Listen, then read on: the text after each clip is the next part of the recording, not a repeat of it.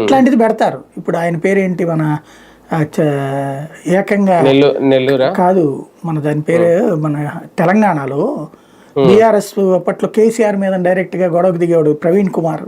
ఆయన మొదట స్వారో అనే సంస్థ పెట్టాడు కదా, దాని మీద ఆయన ఏమీ నిషేధించలేదు కదా.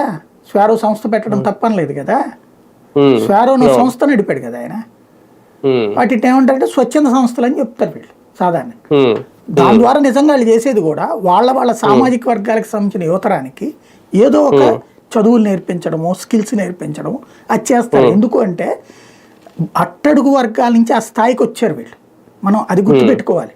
అట్టడుగు వర్గాల నుంచి ఆ స్థాయికి రావడం వల్ల, సుదీర్ఘకాలం పాటు కుల వివక్ష ఫేస్ చేయడం వల్ల, ఆ బాధలు పడడం వల్ల తమలాగా మరికొంతమంది ఎదగాలి. ఎందుకంటే అంబేద్కర్ రాసిన రాజ్యాంగం ఎందుకు రిజర్వేషన్స్ ఇచ్చారు? శాశ్వతంగా అట్లా ఉండిపోకూడదు, వీళ్ళకు కూడా విద్యా ఉద్యోగ ఉపాధి అవకాశాలు పెరిగితే తద్వారా దళితులు కూడా ఉన్నత స్థానానికి వెళ్తారు అన్నది.